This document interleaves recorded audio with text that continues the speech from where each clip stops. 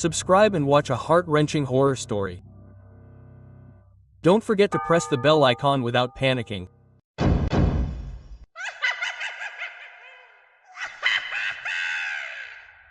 The weather was very bad since morning. It was raining intermittently.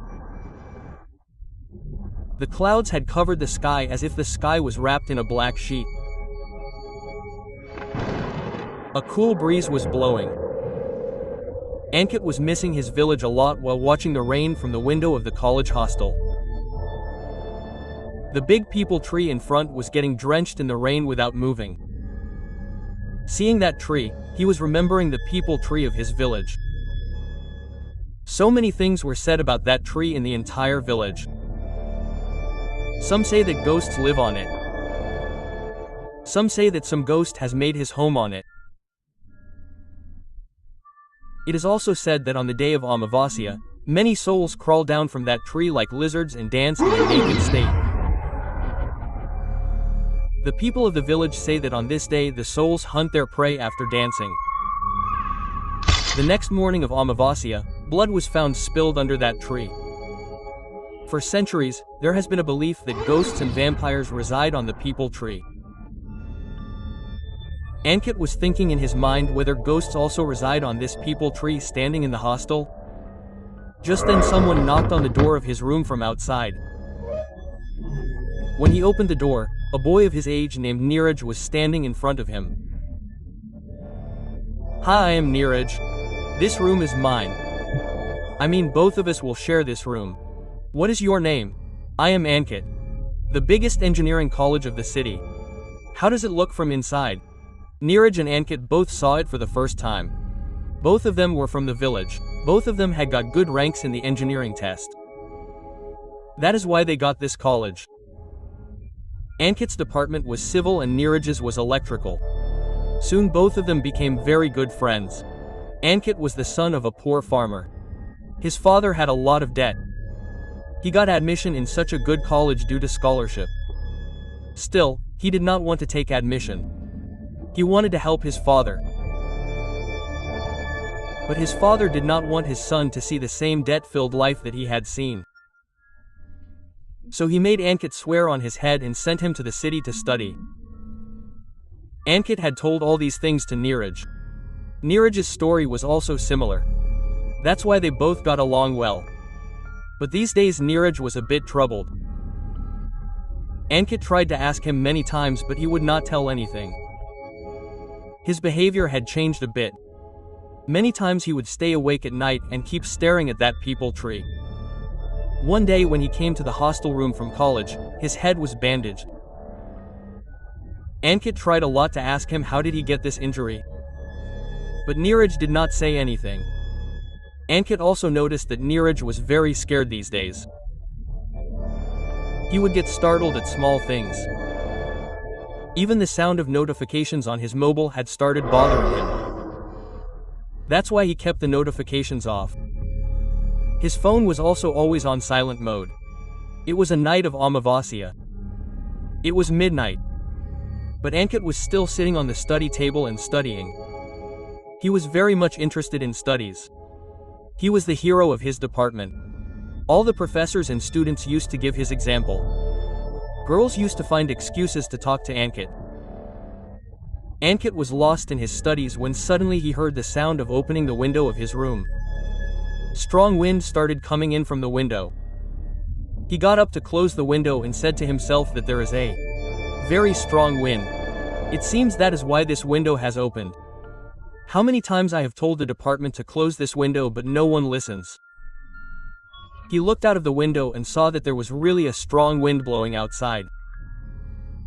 He again said to himself that it seems a storm is about to come. Saying this, he tried to close the window again. Then he saw a shadow under the peepal tree. Who is under the peepal tree at this time of the night? Hey, today is Amavasya too. Do evil spirits come under this peepal tree too? He got a little scared. Then he saw a shadow again under the peepal tree. Now he was very scared. Sweat started coming on his face. He called Neeraj, who was sleeping in the room. But Neeraj did not respond. He saw that shadow once again. He felt as if it was calling him. Even after listening very carefully, he could not figure out whose voice it was. Then suddenly it came to his mind that it might be Neeraj.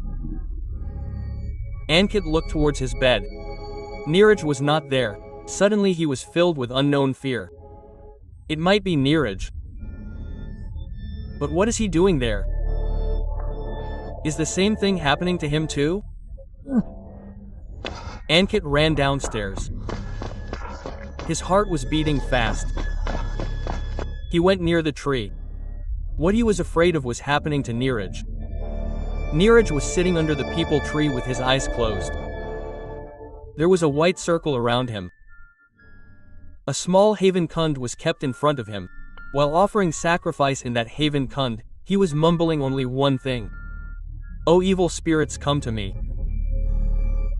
O evil spirits, come to me.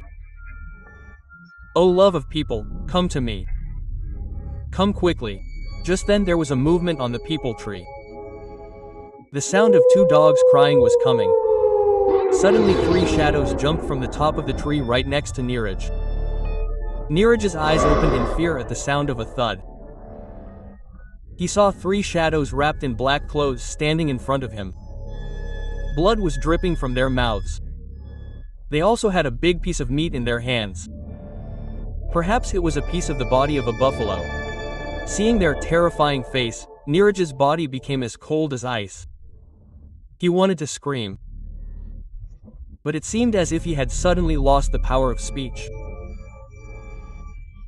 Those shadows were still staring at him and were moving towards him, making terrifying sounds. But meanwhile Ankit stood between Neeraj and his shadow. As soon as he came, the condition of those 3 shadows became the same as Neeraj was in a while ago. They were trembling. After that, those 3 shadows ran away from there. It seemed as if they had seen some enlightenment. Neeraj's heart was still beating at an irregular pace. He was not able to understand what had happened suddenly. He looked at Ankit and asked him who were they? Why did they run away after seeing you? Come to the room. Then I will tell you everything. Ankit took Neeraj to the hostel room. Meanwhile, so many questions were buzzing in Neeraj's mind like a worm. Going to the hostel room, Ankit gave Neeraj a glass of water. Neeraj drank the water in one breath. Then he started looking at Ankit. "Neeraj, I am not alive. I died last year. Ashish, Vinay and Harish are behind my death." Ankit's words were echoing in Neeraj's ears like water falling on a hot pan. The beats of his heart, which had become normal, now started beating at an abnormal speed again. Ashish, Vinay and Harish were seniors of engineering college. These boys from rich families were completely spoiled. They enjoyed ragging juniors a lot. These people liked the game of calling spirits a lot. They used to make every junior play this game once on a new moon night. They used to torture their juniors and force them to do this. On the new moon night, they have to close their eyes under a peepal tree and say for 15 minutes, "O evil spirits, come to me. O evil spirits, come to me." Quote. If any junior refused, they would beat him up.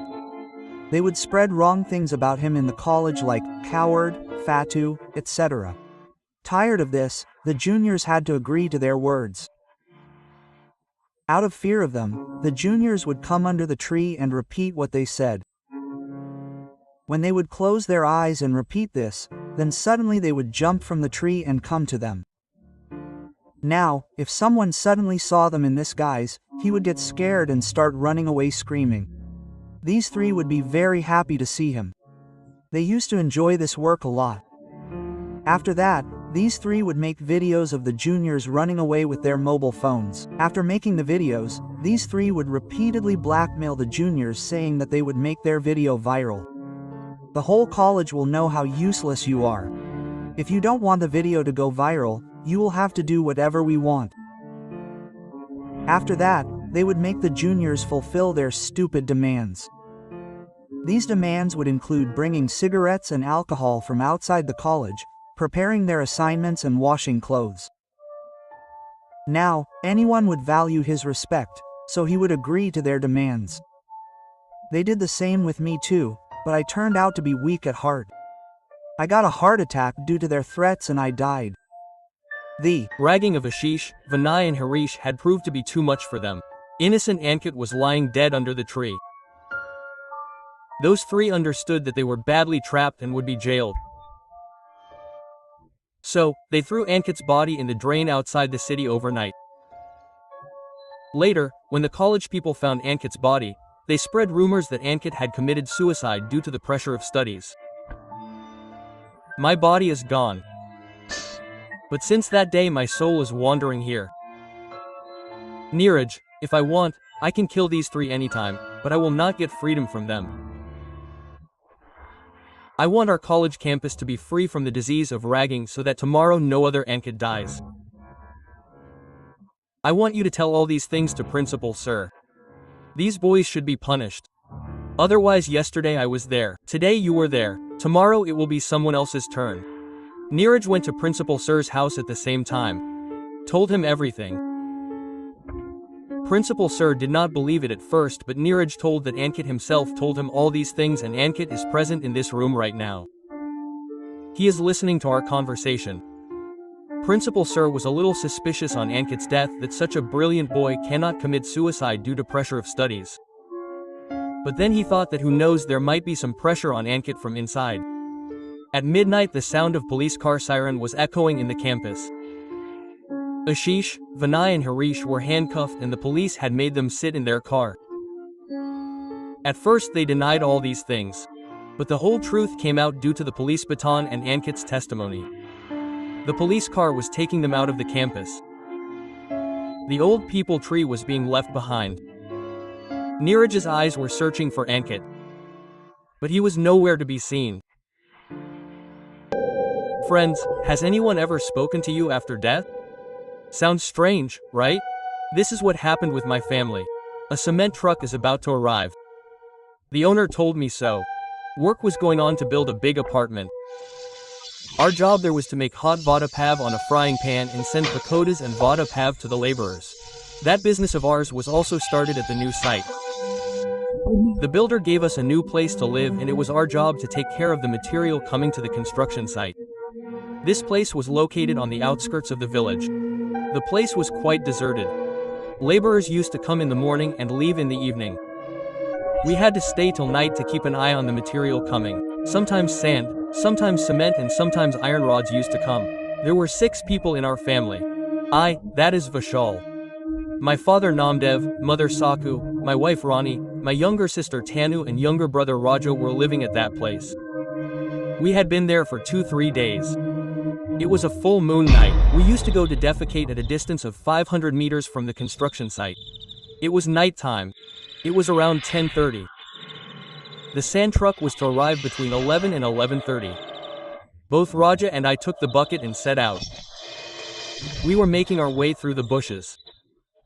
On the other side of the bush, graves made of stone were visible. There must be about 10 to 15 graves. Dada, is this a crematorium? Is it built in the old way? Dada, are we living in a crematorium? No Raja, we do not live in a crematorium. The crematorium is far away. Look, it is 100 feet from here. We were moving forward slowly when we realized that someone was talking. We looked there but could not see anyone. Then Raja said to me, Dada, should we go a little further and see? At the same time, there was some movement in the bushes. Raja and I both started moving towards that movement. After listening very carefully, we started hearing a voice. 2 people were talking. I went to Viju's house. From outside I saw that the daughter-in-law takes care of the house well. I told you, right? Vasanti is a good girl in the true sense who takes care of the house after us. Prabha has still not changed. She is still addicted to bad things. Malti is such a girl who increases the respect of her village and family. Knew that, so I transferred the field in her name. Two people were talking. They were husband and wife. The wife was telling her husband about the daughter-in-law, and her name was Khoenchha. We guessed, but we still could not see anyone.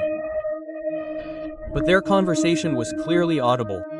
After walking some distance, we both sat on a rock. The conversation was getting very interesting.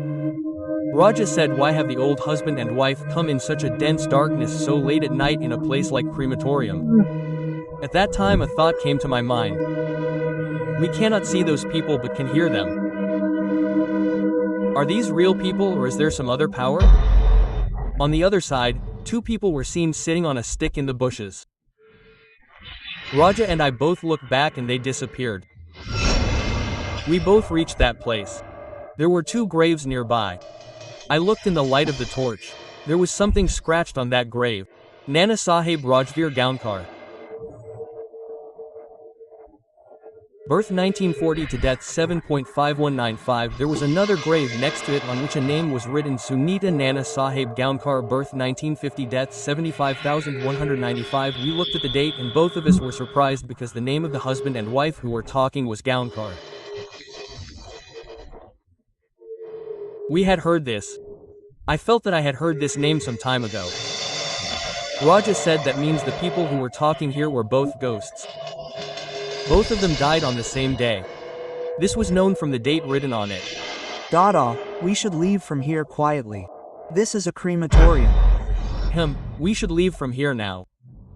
And both of us went back from there towards our home. After walking for a long time, we felt that the distance was passing. But after a certain distance, rooms were visible. I looked back. But now the view was scary. An old woman and an old man were seen sitting on the grave. I told Raja, "Hurry up. There are two people behind. We might have been trapped in a trap." Raja and I were making our way towards our house through the grass. When the grass ended, the graves would appear again, and when we looked back, two old men would be seen sitting on the graves.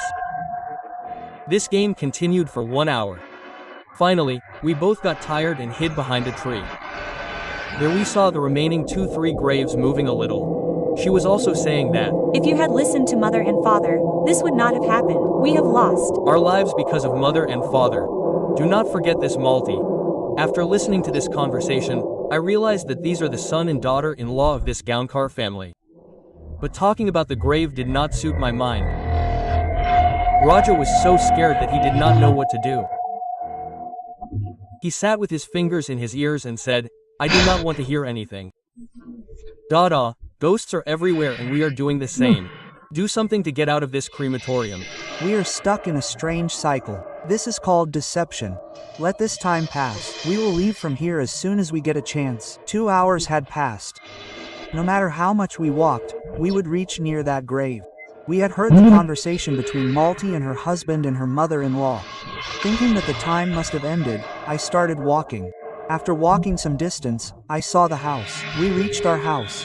The people of the house were waiting. Seeing both of us, they said, "Hey, you have been coming for a long time." The truck came and went away. Raja hugged Baba and said, "Baba, both of us narrowly escaped. We had gone far away to defecate. There are many graves there. We are living in a crematorium. We saw many graves at that place. They were talking among themselves. We tried so hard to get out of there. Still we kept coming back to the same place after roaming around.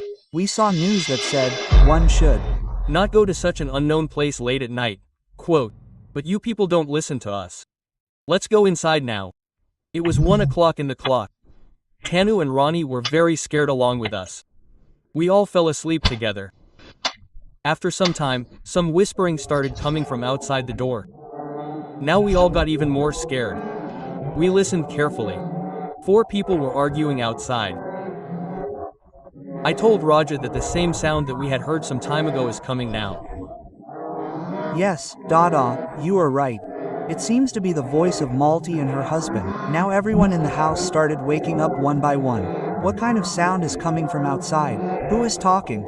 Some woman is crying. Someone is beating her. My younger sister Tanu stood up at that very moment.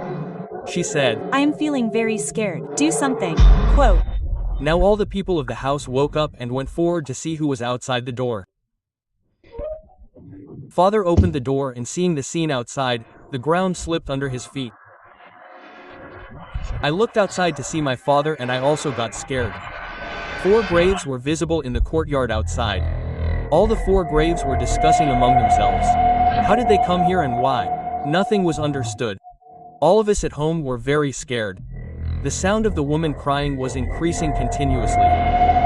We closed the door from inside without going out and sat in the house. After 510 minutes, there was silence all around. Their voices stopped.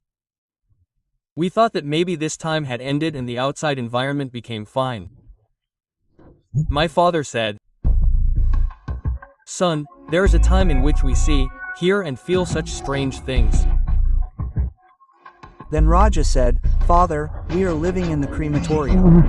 I think this entire land belongs to that Khoenchha family. Dada, at that deserted place where we were defecating, the 4 people were talking about land and house. Yes, you are right. We have made a big mistake by staying here. We have to leave from here. I think this place given by the builder must be a crematorium and this building is built on the land of this family. That is why they must have come here." After half an hour we looked outside and the scene we saw was very horrifying. An old man named Nana Sahib Khoenchha said, "You all come out." His wife also said that everyone come out. We are taking so long to go to our house. But now I was not able to understand the real meaning of this. My mother, father, sister and brother Raja, all 4 of them came out of that house one by one. We could see 4 graves in front on which those horrific spirits were sitting and asking us to come out. I did not understand what was happening. At that time the hand of that old man came towards my father. He was sitting on the grave and was holding my father's neck. And before I know it myself, he pulled him and killed him by banging his head on the gravestone. Similarly, my mother was also dragged by that old woman and killed by banging her head on the gravestone. My brother Raja and my sister Tanu were also killed in the same way by Malti and her husband. Both of his husband and wife did not go out. I was standing there. Those spirits entered the bodies of my family members and started walking away from the house. Maybe they were going towards their house. After that they disappeared from the courtyard anytime. All the 4 members of my family were killed in that terrible accident and I could not do anything. Both Ronnie and I started crying. We were saved only because we did not go out. Why did they kill our family like this? What harm had we done to them? Both of his husband and wife were sitting in the house crying. After the day broke, we went out and saw that neither the graves nor our family members were there. I was not able to understand what to do now. I had seen my family members dead in front of my eyes at night. If that incident was true, then where were their dead bodies? The Khoenchha family had captured their bodies, so where did they go? Both of us, husband and wife, were sitting in shock. Deciding to leave this place, we started walking towards our village. While going, a thought came to my mind, shouldn't we search for our parents? Both of us, husband and wife, had come to our parents because there was no work in the city. Parents had come to live together with their younger siblings. Now how can we live without them? At that time, the builder's car arrived there. I told the builder about the entire incident that happened at night. He looked at me and said, "Hey, nothing like this happens. It's all your illusion. You file a complaint in the police station." I started telling him the whole story while crying. But he did not believe anything I said. At that time, a construction mason came. His name was Parasu. He said, "Something happens here every full moon night. Vishal, I will take you to an old woman. She will tell you everything about it." I set out to meet the old woman with my wife and the mechanic. There was a hut under a big neem tree. An old woman was seen outside that hut. Then both of us went and greeted the old woman. The old woman looked at my face and said, "You are saved, son. Your time has not come yet. The whole family had to suffer the punishment for the deeds of your parents." I did not understand why the old woman was saying this. I asked the old woman what she really meant. The old woman said, "Your father Namdev and your mother Sakubai used to work for a moneylender. There were frequent arguments in the moneylender's house. your parents used to listen to their fights. There were 2 daughters-in-law and 2 old husband and wife, so 6 people lived in the house. One son and his wife were thinking of selling the farm and going to the city, demolishing this old house, constructing a big building and giving it on rent. But the other son and his wife wanted to stay here.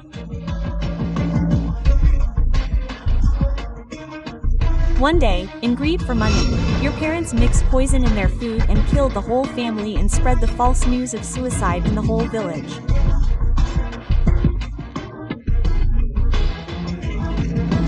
Your father hid all the money, jewelry, gold and silver of moneylender Nana Sahib Gaunkar in his house. Your brother and sister knew everything. They also used his money. To avoid being seen by the police and the villagers, your family lived like poor people. They worked as laborers. You lived in the city, so you did not know anything about this place. After marriage, you came here with your wife. The ghosts who killed your family did not know who you were. That is why you survived.